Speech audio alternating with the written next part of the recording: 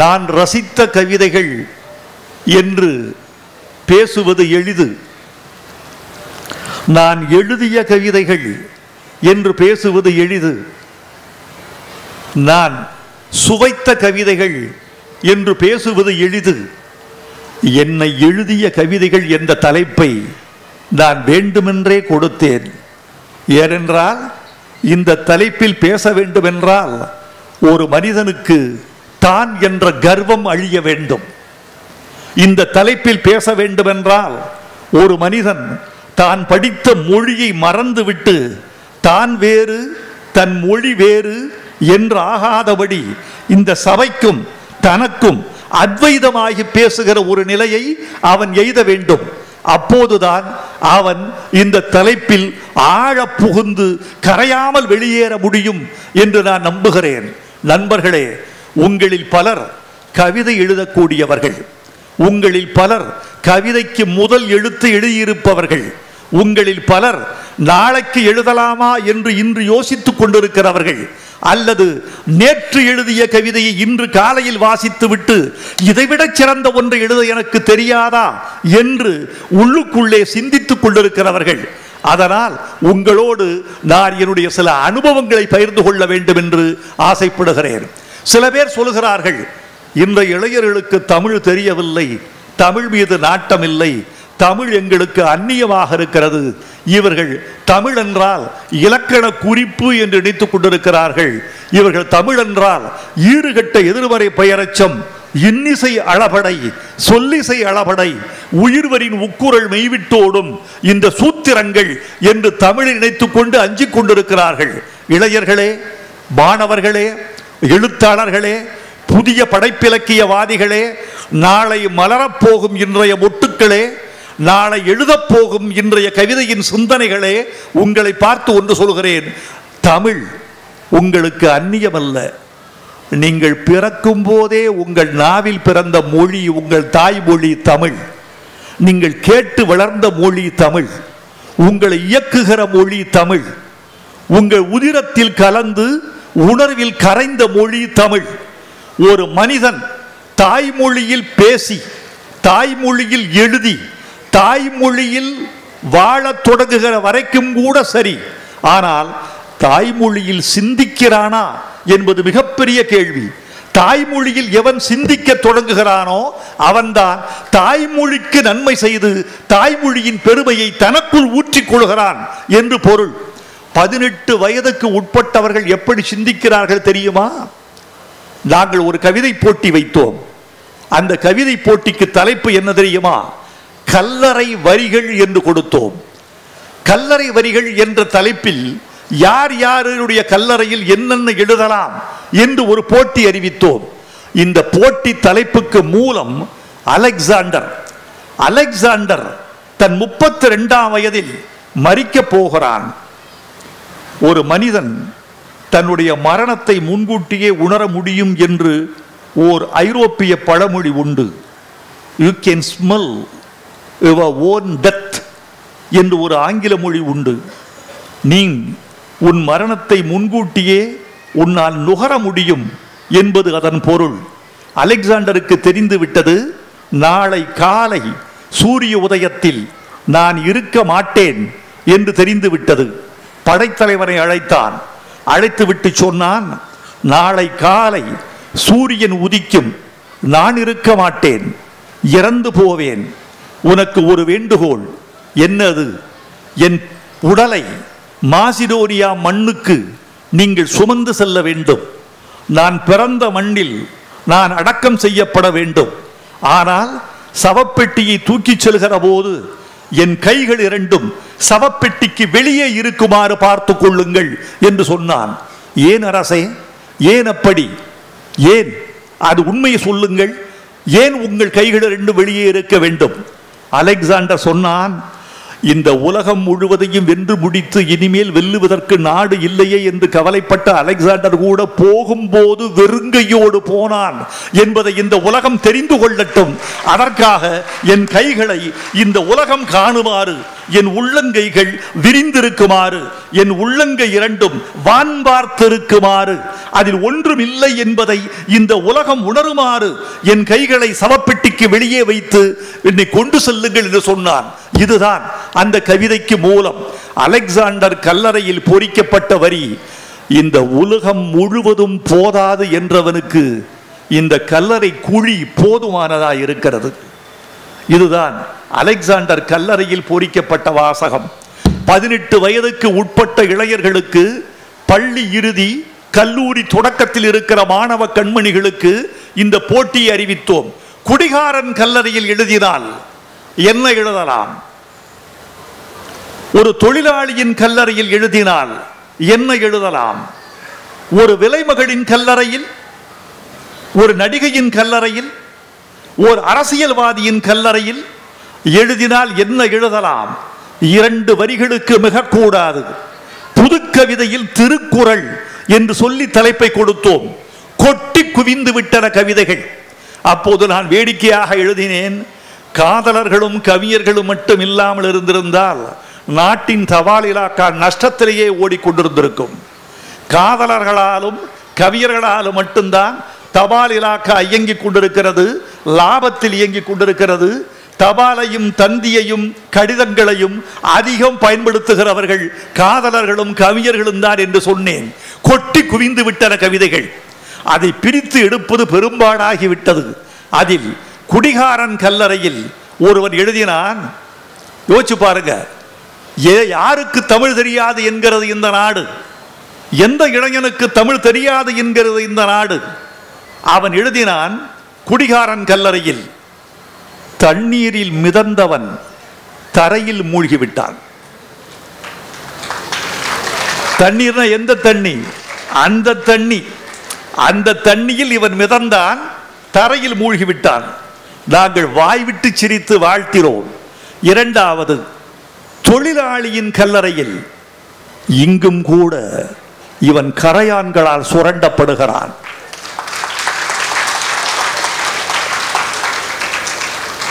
ஒரு விலைமகளின் கல்லறையின் மீது இங்குதான் இவள் தனியாக தூங்குகிறாள். இதற்கு கைதட்டல் அதிகமாக இருப்பதை பார்த்து நான் ஆச்சரியப்படுகிறேன். அடுத்து ஒருவன் நடிகையின் கல்லறையின் மீது எழுதினான், தோண்டி பார்த்து விடாதீர்கள், மேக்கப் இல்லாமல் தூங்கிக் கொண்டிருக்கிறாள். முதல் பரிசு யாருக்கு தெரியுமா? முதல் பரிசு பெற்ற கவிதை அரசியல்வாதியின் கல்லறையில் என்ன எழுதலாம் என்பது. அரசியல்வாதிகள் யாராவது இருந்தால் பொறுத்து கொள்ள வேண்டும். இது அந்த அரசியல்வாதியை பற்றியது. நீங்கள் ரசிகர்கள். எழுதினான், அவனுக்குத்தான் முதல் பரிசு கொடுத்தோம். அவன் எழுதினான், தயவு செய்து யாரும் கைதட்டி விடாதீர்கள், எழுந்து விட போகிறான்.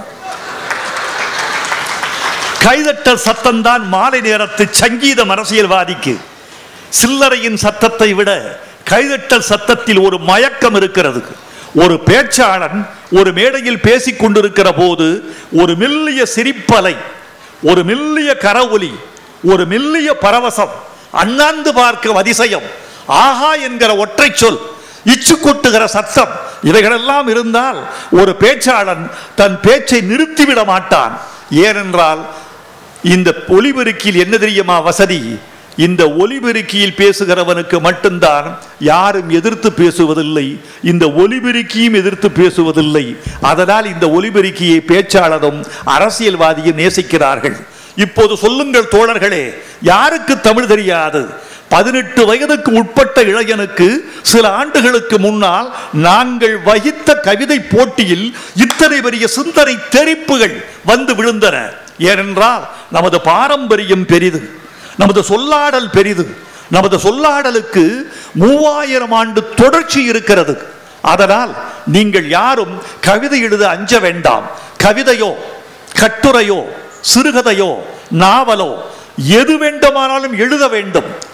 இந்த தமிழ் நீண்டு கிடப்பதற்கு காரணம், நிலைத்து நிற்பதற்கு காரணம் தொடர்ச்சியான படைப்பிலக்கியங்கள். படைப்பிலக்கியங்கள் மட்டும் இல்லாதிருந்தால் தமிழ் இடைவெளியில் அருந்து போயிருக்கும். நான் நாயன்மார்களை கொண்டாடுவேன், நான் ஆழ்வார்களை கொண்டாடுவேன், சித்தர்களை கொண்டாடுவேன், நமது பிரபந்தங்கள் எழுதிய பெருமக்களை கொண்டாடுவேன். கம்பனை மட்டுமல்ல தோழர்களே, திருவள்ளுவனை மட்டுமல்ல, திருத்தக்க தேவனை மட்டுமல்ல, சூளாமணி ஆசிரியரை மட்டுமல்ல, குண்டலகேசி எழுதியவனை மட்டுமல்ல, சிறு சிறு கவிதைகள், சிறு சிறு துணுக்குகள், சிறு சிறு வெண்பாக்கள் எழுதியவனையும் நான் கொண்டாடுகிறேன். ஏன் தெரியுமா? அவன் இல்லாமல் போயிருந்தால் தமிழ் அந்த நூற்றாண்டில் இல்லாமல் போயிருக்கும்.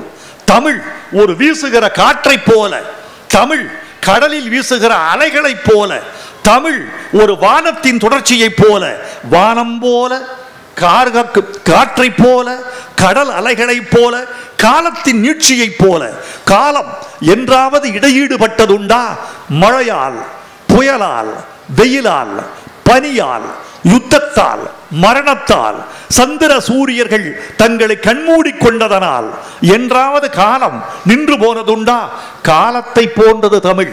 எவன் ஆண்டால் என்ன, எவன் வாழ்ந்தால் என்ன, எவன் வீழ்ந்தால் என்ன, எவன் எதிர்த்தால் என்ன, எவன் சிதைத்தால் என்ன, எவன் எரித்தால் என்ன, எவன் புதைத்தால் என்ன, நான் மட்டும் காலத்தோடு காற்றை போல ஓடிக்கொண்டே இருப்பேன் என்று சொல்வதுதான் நமது தாய்மொழியாக நமக்கு வாய்த்திருக்கிற தமிழ் மொழி என்பதை நீங்கள் மறந்துவிடக் கூடாது.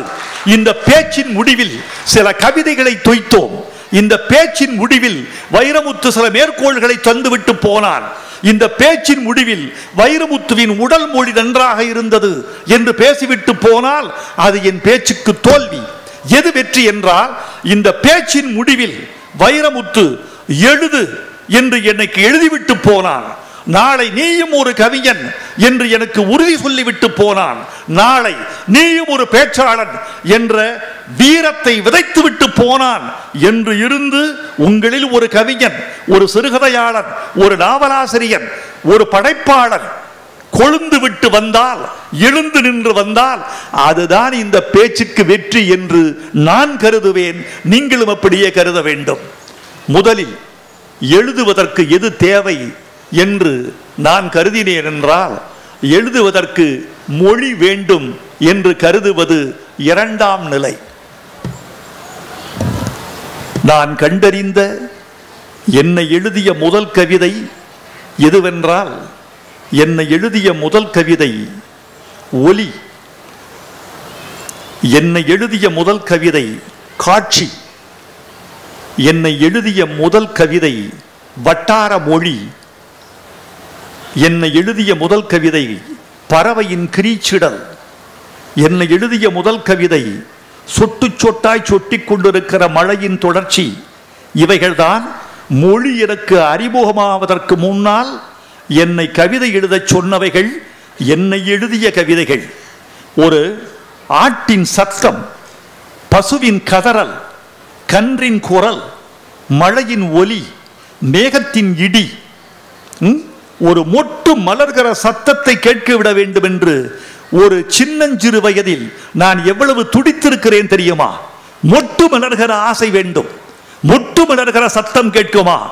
அது கேட்காது என்று தெரிந்தாலும் மூடி கிடக்கிற மொட்டு முதல் மடல் உடைகிற பொழுது, முதல் இதழ் விரிகிற போது, அது மொட்டு நிலையில் இருந்து பூநிலைக்கு தாவுகிற போது என்ன ஒலியோடு கிளம்பும், எப்படி வெடிக்கும் என்று காத்து கிடந்த நாட்களெல்லாம் எனக்கு உண்டு. எனக்கு தெரியாதா? மொட்டு மலர்ந்தால் ஓசை வராது என்று வந்துவிட்டால்? மொட்டு மலர்கிற போதும் ஒரு ஓசை உண்டு. அதை கேட்பதற்கு உனக்கு செவிகள் உண்டா என்பதுதான் கேள்வி. பூ பூக்கும் ஓசை, அதை கேட்கத்தான் ஆசை என்று எழுதியது என்னுடைய ஒரு 60வது வயதில் அல்லது 57வது வயதில். ஆனால் அந்த பூ பூக்கும் ஓசையை கேட்க வேண்டும் என்ற ஆசை விளைந்தது 7வது வயதில்.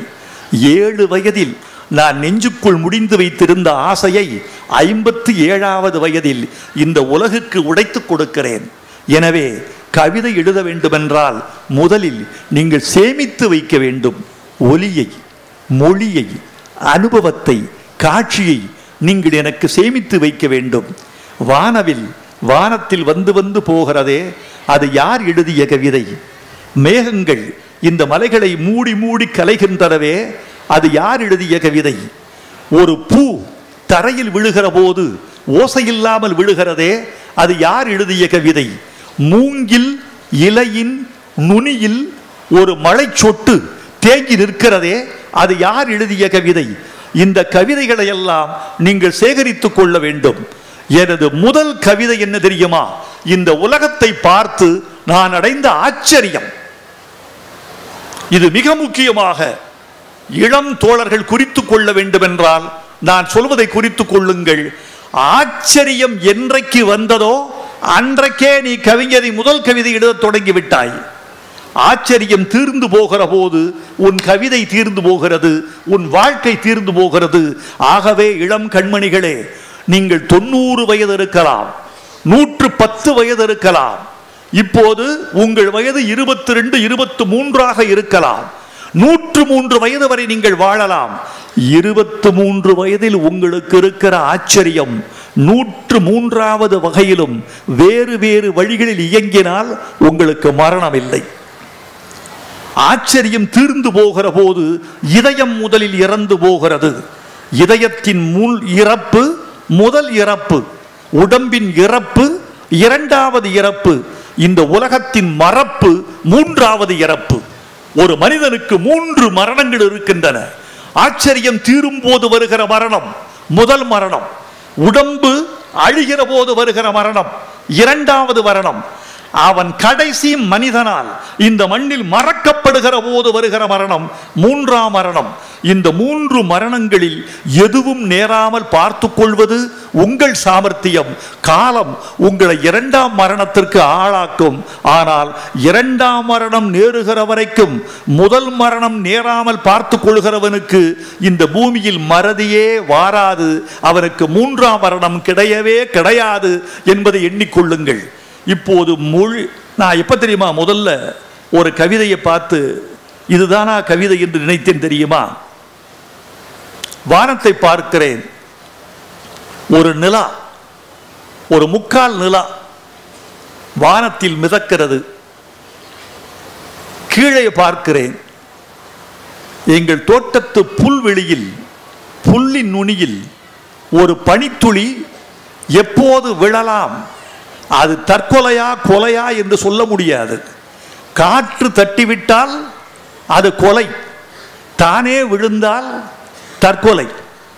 இந்த புல்லின் நுனியில் உள்ள துளி காற்று தட்டிவிட்டு விழுந்தால் கொலை, காற்று பனித்துளியை கொலை செய்து விடுகிறது என்று பொருள். அது தானே குதித்து விட்டால் தற்கொலை என்று பொருள்.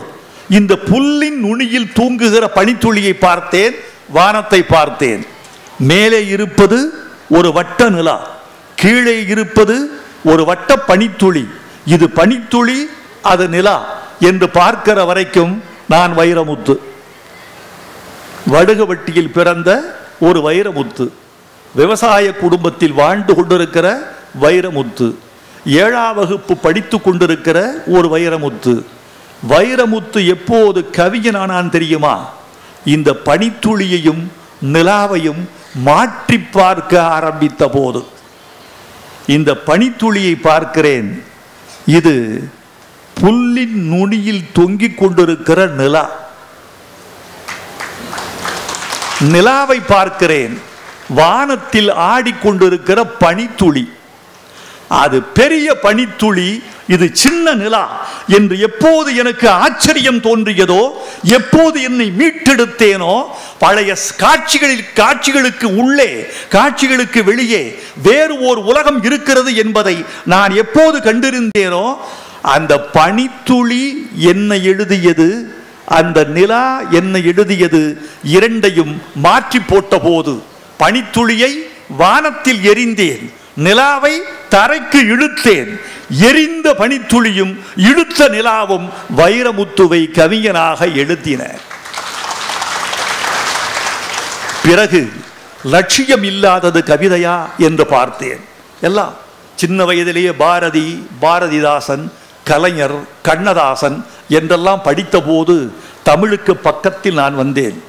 நான் சொல்லுகிற சில பேர் சொல்வார்கள், நான் ஷேக்ஸ்பியர் படித்து கவிஞனானேன், நான் ஜான் மில்டன் படித்து கவிஞனானேன், நான் கதையை படித்து கவிஞனானேன், நான் கலீல் ஜிப்ரான் படித்த பிறகுதான் கவிஞனானேன், நான் கீட்ஸும் ஷெல்லியும் படித்த பிறகுதான் கவிஞனானேன். அது இருக்கலாம். என்னை பொறுத்தளவில் என் பக்கத்தில் இருந்த படைப்பாளிகளை படித்துத்தான் நான் கவிஞனானேன். அவர்கள் வழிகாட்டவில்லை என்றால் கீட்ஸ் எனக்கு தெரிந்திருக்காது, ஷேக்ஸ்பியர் ஜென்ம பிராப்தம் இருந்திருக்காது, கீட்ஸ் எனக்கு தெரிஞ்சிருக்காது, கலீல் ஜிப்ரானை அணுகி இருக்க மாட்டேன், ஜான் டான் எனக்கு தெரிந்திருக்காது. ஏனென்றால் பக்கத்தில் இருப்பதுதான் ஆகர்ஷணம், பக்கத்தில் இருந்து ஈர்ப்பதுதான் ஈர்ப்பு. ஒன்று தெரியுமா? நீங்க ஒரு காதல் வருகிறது என்று வைத்துக் கொள்ளுங்கள். நீங்கள் விருதுநகரில் இருக்கிறீர்கள், சிகாகோவில் இருக்கிற பெண் மீது உங்களுக்கு காதல் வருவது அபூர்வம். சிட்னியில் இருக்கிற ஒரு பையனோடு காதல் வருவது அபூர்வம். யார் மீது காதல் வரும் தெரியுமா? விருதுநகரில் இருக்கிற பையனுக்கு சாத்தூர் பெண் மீது காதல் வந்தால் நியாயம். சாத்தூரில் இருக்கிற பெண்ணுக்கு நம்ம பக்கத்தில் ராஜபாளையத்தில் காதல் வந்தால் நியாயம். ராஜபாளையத்தில் இருக்கிற பையனுக்கு வில்லிபுத்தூரில் காதல் வந்தால் அது நியாயம். பக்கத்தில் தான் சாத்தியம். இதுதான் நியதி, இதுதான் ஈர்ப்பு சக்தி. ஈர்ப்பு சக்தி என்பது பொருளால் வருவதெனில் அந்த பொருள் பக்கத்தில் இருக்க வேண்டும். எனக்கு ஈர்ப்பு சக்தி என் பக்கத்தில் இருந்த மகாகவிகள் பாரதி, பாரதிதாசன், கண்ணதாசன், கலைஞர், சொரதா, இவர்கள் போன்ற கவிஞர்கள். இன்னும் என் பாட்டன்கள், மாரோக்கத்து பாட்டிகள், மாரோக்கத்து அப்பசலையார், வெள்ளி வீதியார், பொன்முடியார், ஏன்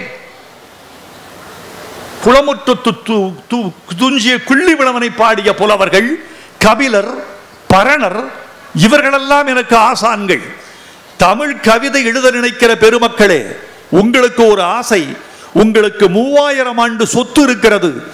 எதை வேண்டுமானாலும் நீங்கள் எடுத்துக்கொள்ளலாம். எல்லாம் உங்கள் பெயரில் எழுதி வைக்கப்பட்ட சொத்துக்கள். அந்த சொத்துக்களை நீங்கள் அடைந்து கொள்ள வேண்டும். இந்த எழுத்துக்களும் இந்த காவியங்களும் இந்த சொற்களும் உங்களுக்கு வேண்டும். நான் ஒரு 3 வெண்பாக்கள் சொல்லுகிறேன். இந்த வெண்பாவில் எது சிறந்தது என்பதை நீங்களே எனக்கு திருப்பி சொல்லுங்கள்.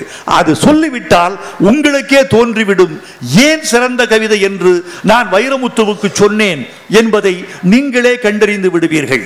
சிலப்பதிகாரத்தில் ஒரு வெண்பா வருகிறது. கோவலனும் கண்ணகியும் மனையரம்படுத்த காதையில் 2 பேரும் கலக்கிறார்கள். 2 பேரும் முதலாக ஒருவருக்கொருவர் உயிர் அறிமுகமாகிறது. அதை உடல் உறவு என்று சொல்வது கூட கொச்சைத்தனம். உயிர் உறவு என்று சொல்வதுதான் நாகரிகம். கோவலனும் கண்ணகியும் உயிர் அறிமுகம் செய்து கொள்கிறார்கள். அதை பாட வருகிற இளங்கோவடிகள் சொல்கிறார், அவர்கள் விடிய விடிய சேர்ந்திருந்தார்கள். 2 பாம்புகள் ஒன்றை ஒன்று பின்னி பிணைந்து கிடப்பது மாதிரி இந்த உலகம் நாளையே அழிந்துவிடும் என்று நிலையாமை தத்துவத்தை உணர்ந்தவர்கள் மாதிரி இன்று இரவுக்குள்ளேயே உலகத்தின் பேரின்பத்தை துய்த்து முடித்தார்கள் என்று இளங்கோவடிகள் எழுதுகிறார். தூமப் பணிகள் ஒன்றை தோய்ந்தார் என ஒருவார் காமர் மனைவி என கைகலந்து நாமம் தொலையாத இன்பமெல்லாம் துண்ணினார் மண்ணில் நிலையாமை கண்டவர் போல் நின்று என்று சிலப்பதிகாரத்தில் இளங்கோவடிகள் மனையரம்படுத்த காதையில் இந்த வெண்பாவை எழுதியிருக்கிறார். அவ்வளவு அழகான வெண்பா. இடைக்காலத்தில் ஒரு வெண்பா, காளமேகம் எழுதிய வெண்பா. அவன் எழுதினான், பனை மரத்துக்கும் ஒரு வேசிக்கும் சிலடை சொல்ல முடியுமா என்று கேட்டார்கள். என்னடா இது? பனைமரம் என்பது ரொம்ப சொரசொரப்பான ஒன்று, வேசி என்பது பளபளப்பான ஒன்று. இந்த 2க்கும் எப்படி சிலேடை சொல்ல முடியும்? 2ஐயும் எப்படி இணைக்க முடியும்? அவன் எழுதினான், கட்டி தழுவுதலால், கால் சேர ஏறுதலால், எட்டி பன்னாட இழுத்தலால், கிட்ட போய் ஆசைவாய் கல்லை அருந்துதலால், அப்பனையை வேச எனலாமே விரைந்து. இது ஒரு வெண்பா. அது காதலர்களை பற்றிய அழகு வெண்பா. இது காமுகனை பற்றிய இன்னொரு வெண்பா. இன்னொரு வெண்பா சொல்லுகிறேன். இந்த வெண்பாவை நீங்கள் கவனமாக கேளுங்கள். பல ஆண்டுகளுக்கு முன்பு கண்ணதாசன் நடத்திய தென்றல் இதழில் ஒரு கவிதை போட்டி நடத்தப்பட்டது. அந்த கவிதை போட்டிக்கு ஈற்றடி கொடுத்து விடுவார்கள். வெண்பாவின் கடைசி வரி கொடுப்பார்கள். மிச்ச வரிகளை நீங்கள் முடித்து கொடுக்க வேண்டும். அந்த கடைசி வரி, பூவை மேல் எத்தனை பூ. பூவைனா ஒரு பெண், ஒரு பெண்ணின் உடம்பில் எத்தனை பூக்கள், இது கேள்வி. பூவை மேல் எத்தனை பூ. இது காலங்காலமாக தமிழ் கவிஞர்கள் ஒரு இலக்கணப்படி வந்திருக்கிறார்கள். ஒரு நிலையான ஊமைகளை சொல்லிவிட்டு போயிருக்கிறார்கள். ஒரு பெண்ணின் கண்கள் குவளைப்பூ, காது வள்ளைப்பூ, மூக்கு எட்பூ, எள்ளின் பூ இப்படித்தான் இருக்கும். எள்ளின் பூ இப்படி இருக்காது, இப்படி இருக்காது, இப்படி இருக்கும். மூக்கு எட்பூ, கழுத்து சங்கு புஷ்பம், விரல்கள் காந்தள் மலர்கள், தனங்கள் தாமரை பூக்கள், பூவை மேல் எத்தனை பூ எழுதி முடித்தார்கள். எல்லா கவிஞரும் இதுதான் எழுதினான். ஒருவன் மட்டும் விதவையை பற்றி பாட்டு எழுதினான். ஒரு இளம் விதவையை பற்றி பாட்டு எழுதினான். அவன் இதே வெண்பாவில் எடுத்து வைத்த விஷயம் என்ன தெரியுமா? எண்ணெய் இல்லை, ஏற்ற பூ சூட வகை ஏதும் இல்லை. ஒரு விதவைக்கு எண்ணெய் இல்லை, ஏற்ற பூ சூட வகை ஏதும் இல்லை, பெண் கூந்தல் இந்நிலையில் பேன் பிடிக்க, பின் ஒரு நாள் சாவை அவள் அண்டி சாய்ந்து விட்டாள், பின் அந்த பூவை மேல் எத்தனை பூ என்று கேட்டார். புரியுதா? கைதட்டிய தமிழ் அன்பர்களுக்கெல்லாம் நான் கைதட்டி என்று சொல்லுகிறேன். ஏனென்றால் இந்த கவிதையை ஒருவன் புரிந்து கொண்டு கைதட்டினால் தமிழ் அவனுக்குள் வேர்விட்டு விட்டது என்று அர்த்தம். தமிழ் அவனுக்குள் புகுந்து பூ பூக்க போகிறது என்று அர்த்தம். தமிழ் அவனுக்குள் அமிர்தமயமாக இறங்கி மழை பெய்கிறது என்று அர்த்தம். தமிழ் அவனுக்கு வசப்பட்டு விட்டது என்று அர்த்தம். புரியாத தோழியரே, புரியாத மாணவரே, நான் சொல்கிறேன், ஒரு விதவையை பூச்சூடுவதற்கு இந்த சமூகம் அனுமதிப்பதில்லை. பூ போட்ட சேலை கட்டக்கூட அவளுக்கு அனுமதி இல்லை.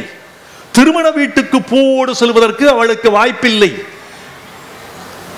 ஆனால் அவள் இறந்து அவள் சுடுகாட்டுக்கு போகிறாள். அவள் பாடையில் பூக்கள், அவள் பல்லக்கில் பூக்கள், சரஞ்சரமாய் பூக்கள், தெருவெல்லாம் பூக்கள், புதைகுழியில் பூக்கள். அட கேடுகெட்ட சமூகமே, அவள் வாழ்கிற போது பூவை நுகர விடாத நீ செத்த பிறகு இதற்கு இவ்வளவு சிங்காரத்தை பூ பூக்கிறாய் என்று கேட்பது அந்த கவிதையின் நோக்கம். இப்போது கேளுங்கள், இளங்கோவடிகள் மிகச்சிறந்த கவிஞர் தான். அந்த வெண்பா அழகியல் பற்றியது, உடலியல் பற்றியது. அடுத்து ஒரு வெண்பா முழுக்க முழுக்க காமம் பற்றியது, காதல் பற்றியது. வெண்பா இளங்கோவடிகள் வெண்பா. காமம் பற்றிய வெண்பா, காளமேகம் பாடிய வெண்பா. சமூகம் குறித்த, பெண் குறித்த அக்கறையோடு பாடப்பட்டது இந்த மூன்றாவது பூவை மேல் எத்தனை பூ என்ற வெண்பா. இப்போது தெரிகிறதா? கவிதை என்பது சொல்லுக்கு பின்னால் போவது மட்டுமல்ல, கருத்துக்கு பின்னால் போவது, சமூகத்துக்கு பின்னால் போவது, நன்மை பாடுவது என்பதுதான். கொஞ்சம் மாறுபட்டு சிந்தியுங்கள், ஒரே மாதிரி சிந்திக்காதீர்கள். அப்படி சிந்தித்தால் முன்னவன் பின்னாலேயே நீங்கள் போவீர்கள். உங்களுக்கு தனி அடையாளம் இல்லாமல் போகிறது. இந்த மனிதன் அலைவது எதற்கு தெரியுமா? ஒரு பெண்ணுக்கு மிக மிக பிடித்தது என்ன தெரியுமா? அவளுடைய அடையாளம். ஆணுக்கு மிக மிக பிடித்தது என்ன தெரியுமா? அவனவனுக்கு ஒரு அடையாளம். அந்த அடையாளத்தை காலம் உண்டாக்காது, நீதான் உண்டாக்க வேண்டும். அந்த அடையாளத்தை உண்டாக்குகிற போராட்டத்தில் தான் வாழ்வு, பதவி, கல்வி, இல்லறம், அரசியல், பணம் எல்லாமே அந்த அடையாளத்தை நோக்கி பயணப்படுவதுதான். கொஞ்சம் மாறுபட்டு சிந்திக்க வேண்டும். ஒரு தாஜ்மஹாலை பற்றி எத்தனை கவிதைகள் படித்திருப்பீர்கள்? நானே வெள்ளை கனவின் விரிப்பு என்று எழுதியிருக்கிறேன். இது ஒரு பெண்ணுக்கு எழுதப்பட்ட அழகான வெண்பா என்று ஒருவன் எழுதியிருக்கிறான். இப்படியெல்லாம் பார்த்திருக்கீங்க. ஆனால் ஜாகிர் என்ற ஒரு இந்தி கவிஞன் எழுதினான். தன் காதலியை பார்த்து சொல்லுகிறான், நாளைக்கு சாயங்காலம் நம்ம ஆக்ராவில் தாஜ்மஹாலை முன்னாடி சந்திப்போமான்னு முதல்ல கேட்டவன் சரின்னு சொல்லிட்டு போறான். இங்க வா, வேணாம், தாஜ்மஹால் வாசல்ல சந்திக்க வேண்டாம். நானும் ஒரு ஏழை, நீயும் ஒரு ஏழை, அதனால் தாஜ்மஹால் வாசலில் சந்திக்க வேண்டாம். ஏன்? அதற்கு அவன் சொன்ன பதில், வேண்டாம், தாஜ்மஹால் முன்னால் சந்திக்க வேண்டாம். இங்கே ஒரு பணக்கார மன்னன் ஏழைகளின் காதலை ஏளனம் செய்திருக்கிறான்.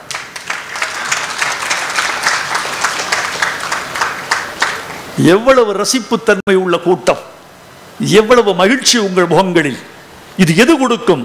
தமிழை தவிர இந்த பரவசத்தை வேறு எது கொடுக்கும்? கவிதையை தவிர இந்த கிளர்ச்சியை எது மூட்டும்?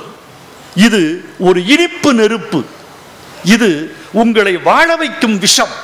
இது விஷம் மாதிரி அடர்த்தியானது, வாழ வைக்கிற விஷம். இது உங்கள் குருதி ஓட்டத்தில் கலந்து இதயத்தில் சென்று படிகிற படிமம். இதுதான் காலமெல்லாம் நிற்கும். அவன் என்ன சொல்றான்?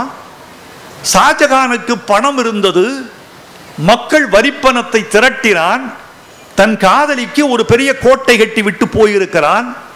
இவ்வளவு பெரிய கல்லறையை அவன் சொந்த காசில் கட்டவில்லை, வரிப்பணத்தில் கட்டி இருக்கிறான்.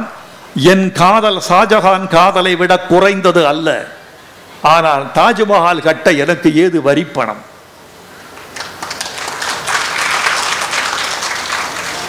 நானும் வரிப்பணம் இருந்திருந்தால் இப்படித்தான் எழுதியிருப்பேன். இதை வைத்துத்தான் அமராவதி என்ற படத்தில், அமராவதி தான் அஜித்துக்கு முதல் படம் நினைக்கிறேன், அஜித்துக்கு முதல் படம் அமராவதி. அதில் எழுதின தாஜ்மஹால் தேவையில்லை தங்கமே தங்கமே, காடு மலை நதிகளெல்லாம் காதலின் சின்னமேன்னு போட்ட.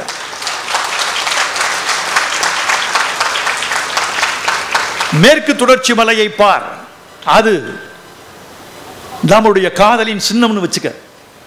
காவிரியை பார், வங்காள விரிகுடாவை பார், இது காதலின் சின்னம். அண்ணாந்து வானம் பார், அது நமது காதலின் சின்னம். இயற்கை கட்டி வைத்ததெல்லாம் காதலுக்கு எழுப்பப்பட்ட நினைவு சின்னங்கள் என்று கருதிக்கொள் காதலியே என்பது அதோட.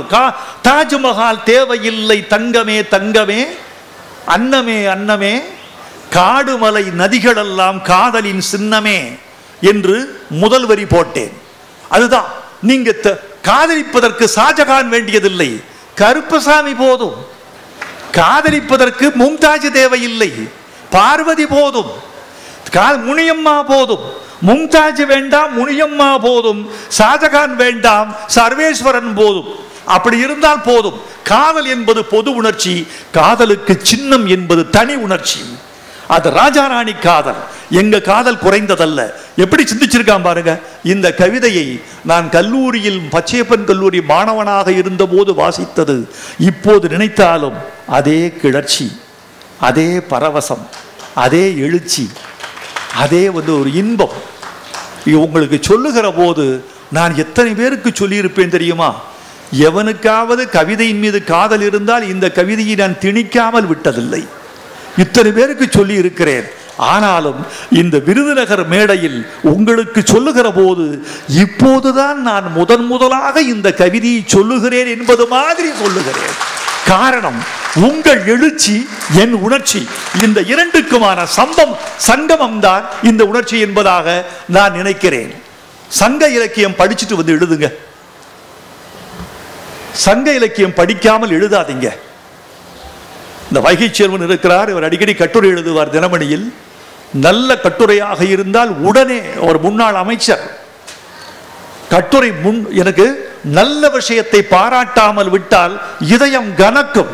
இதயத்தின் பாரத்தை எழுதியவனுக்கு இறக்கி வைக்காமல் எனக்கு தூக்கம் வராது. இந்த பாராட்டுகிற எண்ணத்தை வளர்த்துக்குங்க. நீங்க பாராட்டுகிற எண்ணத்தை வளர்த்துக்குங்க. ஒரு மனைவியை பார்த்து கேட்டாங்க, ஒரு 60 வயசு ஆச்சு, 60ஆம் கல்யாணம், என்ன உங்க கணவர்கிட்ட என்ன குறைன்னு கேட்டாங்க. பாராட்டவே மாட்டாருங்க. கடைசியா எப்ப பாராட்டினாரு? பாளையங்கோட்டையில் எங்களுக்கு முதலிரவு நடந்ததுங்க, அன்னைக்கு பாராட்டினவர் தான். அதுக்கு மறந்துட்டாருங்க. பாராட்டுகிற போது உங்கள் மனம் விசாலமடைகிறது. பாராட்டுகிற போது பாராட்டப்படுகிறவரை விட பாராட்டுகிறவருக்கு ஒரு எழுச்சியும் மன உற்சாகமும் வருகிறது. தயவு செய்து பாராட்டுங்கள். பாராட்ட கற்றுக்கொள்ளுங்கள். சக மாணவனை, சக மாணவியை, பெற்றோரை பாராட்டுங்கள்.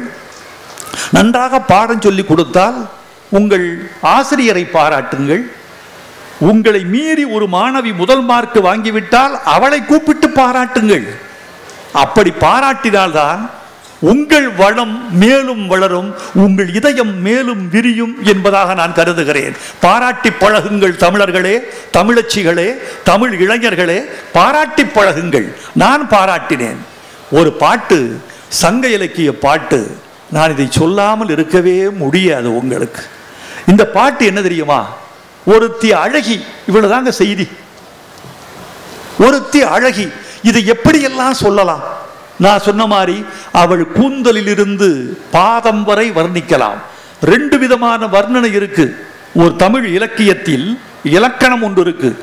ஒன்று பாதாதி கேசம், பாதத்தில் தொடங்கி கேசம் வரைக்கும் புகழ்வது, கவிதை பாடுவது பாதாதி கேசம். இன்னொன்று கேசாதி பாதம், கேசத்தில் ஆரம்பித்து பாதம் வரைக்கும் முடிவது. ஆனால் இது யாருக்கு பாட வேண்டும் என்று தமிழன் நியதி வைத்திருக்கிறான். பாதாதி கேசம், பாதத்தில் ஆரம்பித்து தலை வரைக்கும் ஏற்றிக்கொண்டே போய் முடிந்தால் அது இறைவனுக்கு. கேசத்தில் ஆரம்பித்து பாதத்தில் முடிந்தால் மனிதனுக்கு. அது ஆணாக இருக்கலாம், பெண்ணாக இருக்கலாம். ஆனால் கேசம் என்பதில் இதுக்கு பேரு கூந்தல். கூந்தல் என்று சொல்வதை பெண்ணுக்குத்தான் சொல்ல வேண்டும். தலையில் இருக்கிற முடி கூந்தலாக இருந்தால் அது பெண் என்று அர்த்தம். தலையில் உள்ள முடி ஆணுக்கானதாக இருந்தால் அதற்கு குஞ்சி என்று அர்த்தம். குஞ்சி அழகும் கொடுந்தானை கோட்டழகும் மஞ்சள் அழகும் அழகல்ல, நெஞ்சத்து நல்லம் யாம் என்னும் நடுவு நிலைமையால் கல்வி அழகே அழகு என்று பாடினான் புலவன். ஆகவே இது குஞ்சி, அது கூந்தல். கூந்தல் தொடங்கி பாதம் வரையில் என்றால் பெண்ணுக்கு, பாதத்திலிருந்து குஞ்சி வரையில் என்றால் அது ஆணுக்கு, கடவுளுக்கு என்றுதான் பொருள். இப்படி இதுல விதவிதமா பாடலாம். அவள் அழகி, கேசாதிபாதம் பாடியிருக்கலாம். அப்படி சொல்லல. அவள் அழகி என்பதை எப்படி சொல்லியிருக்காள் தெரியுமா? யாரு மேல குற்றம்னு தெரியல. இப்படி ஆரம்பிக்குது கவிதை. இப்படி ஆரம்பிக்குது கவிதை. அவங்க அப்பா அம்மா மேல குற்றம் சொல்வதா, அவங்க சொந்தக்காரர்கள் மீது குற்றம் சொல்வதா, அவள் மீது குற்றம் சொல்வதா? யாரு மேலையும் குற்றம் சொல்வதல்ல. இவள் தண்ணீர் குடம் எடுத்து விட்டு தண்ணீர் துறைக்கு வந்து விட்டு போகிறாளே, இது யார் செய்த தவறு? என்ன ஆச்சு தெரியுமா? இவள் தண்ணீர் குடம் எடுத்து தண்ணீர் துறைக்கு போய் குடம் எடுத்து கொண்டு வந்தாள். 2 தெருவிலையும் அந்த பக்கம் 10 பேர், 12 பேர் செத்து போயிட்டான். அவள் அழகிங்கிறது இப்படிதான் சொல்றான். அந்த தெருவிலேயே அந்த பக்கம் 10 பேரு, இந்த பக்கம் 12 பேரு செத்து போயிட்டான். எதுக்கு? இவ தண்ணீர் குடம் எடுத்து விட்டு தண்ணீர் துறைக்கு போய் திரும்பி வீட்டுக்கு போவதற்குள்ள நடந்து போச்சு. அவள் அழகி என்பதை இப்படி சொல்கிறான். இதோட நிறுந்துதான் பரவாயில்லை. அவ சொல்றா, இது யார் செஞ்ச தப்பு? இது யார் செஞ்ச தப்பு? ராஜா செஞ்ச தப்புங்கிறான், அரசன் செய்த தப்புங்கிறான் புலவன். எப்படி அரசன் செய்த தப்பாகும்?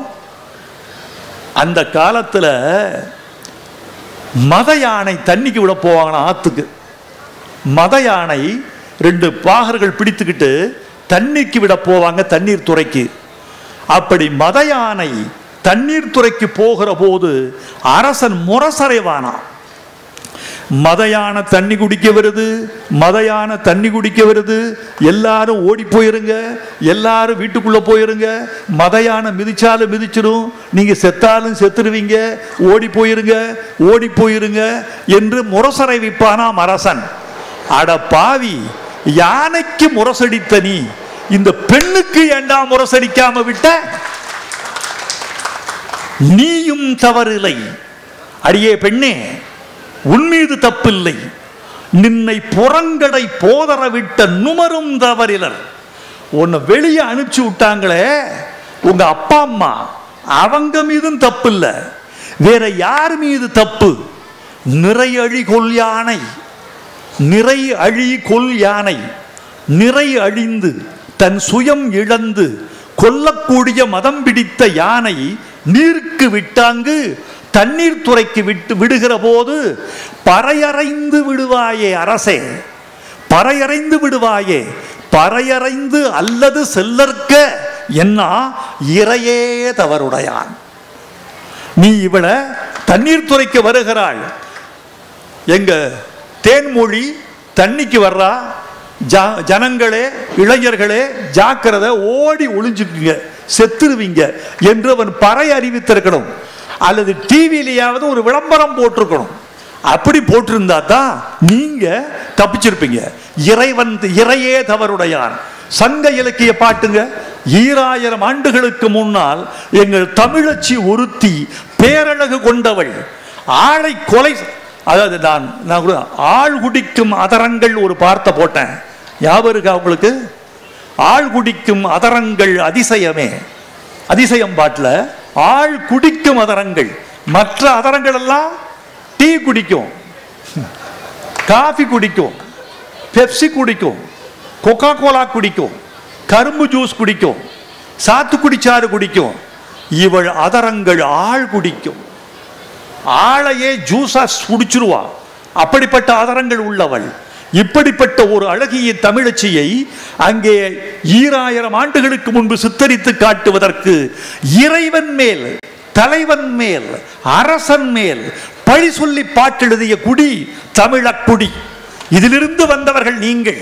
நீங்கள் கவிதை எழுதாமல், கவிதையை ரசிக்காமல், தாய்மொழியில் உரையாடாமல், தாய்மொழியில் எழுதாமல் எங்கு போவீர்கள்? நான் ஊருக்கெல்லாம் செல்லுகிற போதெல்லாம் ஒன்று சொல்லுகிறேன், எங்கள் பிள்ளைகளே, என் சகோதரிகளே, எங்கள் வீட்டு குழந்தைகளே, உங்களுக்கு ஒன்று, சக மாணவிக்கு ஆங்கிலம் தெரியாத போது தமிழ் மட்டுமே அறிந்தவள் என்றால் அவளோடு தமிழில் மட்டுமே உரையாடுங்கள். சக மாணவி தமிழ் தெரியாது என்றால் இருவருக்கும் தெரிந்த பொதுமொழியில் உரையாடுங்கள். நீங்கள் மாணவர் எவ்வளவு படித்தாலும், MBBS, MS, MD, எது பண்ணாலும் நீங்க 2 பேரும் சந்தித்துக் கொண்டால் எங்கள் மாணவ கண்மணிகளும் மாணவியரும் தமிழில் தான் உரையாடுவோம் என்று சபதம் எடுத்துக்கொண்டால் தமிழை அடுத்த நூற்றாண்டுக்கு கடத்தவிட முடியும். தமிழை ஒலி வழியாக கடத்தல், எழுத்து வழியாக கடத்தல், இப்படி வேண்டும். இன்னொன்று சொல்றான், இன்னொரு கவிதை, என்னை எழுதிய கவிதைகளில் ஒன்று ஆந்திர நாட்டு கவிதை, ஆந்திர நாட்டு அகநானூறு என்று ஒரு தொகுப்பு. அந்த தொகுப்பில் ஒரு அகக்கவிதை வருகிறது. ஒரு காதலி, ஒரு காதலன், 2 பேரும் நெருங்கி இருக்கிறார்கள், பழகுகிறார்கள். ஆனால் அந்த பெண் ஒரு நிறைந்த அடக்கமுடைய, நிறைந்த கற்புடைய, நிறைந்த மரபு வழி வந்த ஒரு பெண். அதனால் இருவருக்கு மத்தியில் நாகரிகத்தின் நாற்காலியை இட்டுக்கொண்டு பேசுகிறாள். என் நிழல் கூட உன் மீது விழாது, உன் நிழல் கூட என் மீது விழுந்து விடக்கூடாது, இருவருக்கு மத்தியில் பண்பாடு பாதுகாப்பாக இருக்கட்டும் என்கிறாள். கிட்ட நெருங்க மாட்டேங்கிறார். பேசு, கண்ணால் பார், தொட்டு விடாதே, அனுமதி தரமாட்டேன். அந்த காதலன் கேட்டான், அடியே பெண்ணே, அது என்ன கழுத்தில் அப்படின்னு கேட்டான். இது என்ன, ஒரு தங்கச்செங்கிலி. அந்த தங்கச்செங்கிலி செய்த தவம் நான் செய்யவில்லையா என்று கேட்டான். என்ன தவம் செய்தது? அது உன் சங்கு கழுத்தில் உருள்கிறது, புரள்கிறது, உன்னை கேட்காமலே எங்கெங்கோ தொடுகிறது, அது என்னென்னவோ வித்தை புரிகிறது. அந்த தங்கச்செங்கிலி செய்த தவம் நான் செய்யவில்லையா என்று கேட்டாள். அதற்கு அந்த பெண் அவள் சொன்னாள், காதலி, இந்த தங்கம் என் சங்கு கழுத்தை தொடுவதற்கு என்னென்ன தவம் செய்து வந்தது தெரியுமா? என்ன தவம் செய்தது? பூமியின் ஆழத்தில் பலகாலமாய் புதையுண்டு கிடந்தது, பிறகு வெட்டப்பட்டது, தோண்டப்பட்டது, உருக்கப்பட்டது, உருட்டப்பட்டது, தீயில் எரிந்தது, தண்ணீரில் குளித்தது, உளியின் வலி தாங்கியது. இத்தனைக்கும் பிறகுதான் அது என் கழுத்தை தொட்டது. நீ ஐ லவ் யூ என்று SMS கொடுத்து விட்டு மட்டும் தொட்டுக்கொள்ளலாம் என்றால் என்ன நியாயம்? இவ்வளவு செய்த பிறகுதான், இவ்வளவு தவம் ஆற்றிய பிறகுதான் இந்த வரத்தை அது பெற்றது. நீ வரம் பெற வேண்டும் என்றால் தங்கத்தை போன்றவனாக இரு, தங்கம் செய்த வேள்வியை நீயும் செய் என்று கேட்டார். இது ஒரு ஸ்பரிசத்துக்கு, ஒரு ஸ்பரிச மறுப்புக்கு இவ்வளவு பெரிய கவிதையை இந்த நாடு கண்டிருக்கிறது. இந்த கவிதைகளை எல்லாம் நீங்கள் வாசிக்க வேண்டும் என்று நான் நினைக்கிறேன்.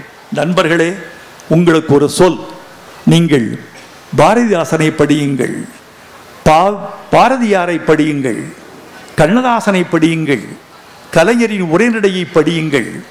அப்படியே மெல்ல பழைய இலக்கியங்களுக்கு செல்லுங்கள்.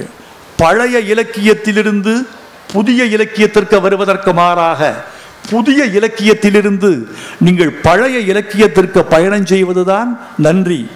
கல்லா மதியே கதிரவான் நிலவே செல்லா இரவே சுருகா இருளே எல்லாம் எனையே முனிவீர் நிலையா வில்லாளன யாதும் விழித்திலிரோ என்று படித்தால் உங்களுக்கு புரியாது. மல்லர் ஆடிய விழவினானும் மகளிர் ஆடிய துணங்கையானும் யாண்டும் காணேன் மாந்தக்கோனை யானும் ஓர் ஆடுகள மகளே என்கை கோடீர் இளங்கு வழி இகிழ்த்த பீடுகளு குறிசிலும் ஓர் ஆடுகள மகனே என்று வாசித்தால் உட்பொருள் உங்களுக்கு விளங்காது. புது தமிழிலிருந்து சொற்களை கற்றுக்கொண்டு அகராதிகளின் வழியே பழைய இலக்கியங்களுக்கு நீங்கள் பயணப்படுகிற போது ஒட்டுமொத்த மொழியும் உங்கள் உள்ளத்தில் வந்து ஒட்டிக்கொள்ளும். அப்படி ஒட்டிக்கொள்ள வையுங்கள். தமிழை படித்தால், இலக்கியம் படித்தால் உங்கள் எதிர்காலம் சிறக்கும். ஒரே ஒரு தொழிலில் மட்டும் இருப்பவன் பைத்தியம் பிடித்தவராகிறான். நல்ல ஒரு மருத்துவருக்கு 18 மணி நேரம் வேலை பார்த்து விட்டு வந்து வீட்டில் ஒரு மெல்லிய சங்கீதம் கேட்கிற போது இருக்கிற சுகம், ஒரு மெல்லிய ஓவியம் வரைகிற போது இருக்கிற சுகம், ஒரு புல்லாங்குழல் கேட்கிற போது இருக்கிற சுகம், வீணை மீட்டுகிற போது இருக்கிற சுகம் மாற்று. ஓய்வு என்பது என்ன? உங்களுக்கு பிடித்தமான வேலையை நீங்கள் பார்க்கும் வேலையை விட்டு மாற்றி செய்வது. எது உங்களுக்கு தொழிலாகி வருகிறதோ அது உங்களுக்கு தொல்லையாகி விடுகிறது. தொழில் ஆகாத ஒன்றிலிருந்துதான் தொழிலுக்கு மாற்று கிடைக்கிறது. உங்கள் தொழிலுக்கு மாற்று இலக்கியம், சங்கீதம், நுண்கலை, மெல்லிய வாசிப்பு. இவற்றுள் உங்கள் வாழ்க்கையை நீங்கள் மடைமாற்றம் செய்து கொள்ளலாம். அப்படி மடைமாற்றம் செய்து கொள்கிற போது உங்கள் மெய்த்தொழில் செய்வதற்கான ஆற்றல் கூடும், அங்கீகாரம் பெருகும் என்பதற்காக சொல்லுகிறேன். இந்த விழா ஏற்பாடு செய்தவர்களுக்கு நன்றி, மாணவ கண்மணிகளுக்கு நன்றி. இந்த விழாவின் நிறைவில் நான் உங்களுக்கு சொல்லி செல்வது ஒன்றுதான், நான் முன்னமே சொன்னதுதான். என் பேச்சின் நிறைவில் கவிதைகளை ரசித்தோம், கைதட்டினோம், மொழியில் உறைந்தோம், நாம் பரவசமானோம், நம்முடைய தமிழ் மொழியின் ஆழங்கள் அறிந்து கொண்டோம், அகமகிழ்ந்தோம் என்பதோடு மட்டும் போய்விடாமல் வைரமுத்துவின் பேச்சில் நான் கவிஞனானேன், வைரமுத்துவின் பேச்சில் நான் எழுத்தாளனானேன், வைரமுத்துவின் பேச்சில் நான் விமர்சகனானேன், வைரமுத்துவின் பேச்சில் என் பிள்ளைக்கு தனித்தமிழில் பெயரிடுவது என்று சங்கல்பம் எடுத்துக்கொண்டேன். யார் என்னிடம் பெயர் கேட்டாலும், எனக்கு பிள்ளை பிறந்தாலும், ஆணாக பிறந்தால் அவனுக்கு செங்குட்டுவன் என்று பெயர் வைப்பேன், பெண்ணாக பிறந்தால் செம்மொழி என்று பெயர் வைப்பேன், பெண்ணாக பிறந்தால் வெண்பா என்று பெயர் வைப்பேன், ஆணாக பிறந்தால் அன்பன் என்று பெயர் வைப்பேன், வழுதி என்று பெயர் வைப்பேன், நப்பசலை என்று பெயர் வைப்பேன் என்று தனி தமிழில் பெயர் வைக்க வேண்டும் பிள்ளைகளுக்கு என்று சபதம் எடுத்துக்கொண்டால் அதுதான் இந்த விழாவின் வெற்றி. வாழ்க தமிழ், வெல்க தமிழர்கள், வளர்க வாசிப்பு அனுபவம் என்று வாழ்த்தி விடைபெறுகிறேன். நன்றி, நன்றி, வணக்கம்.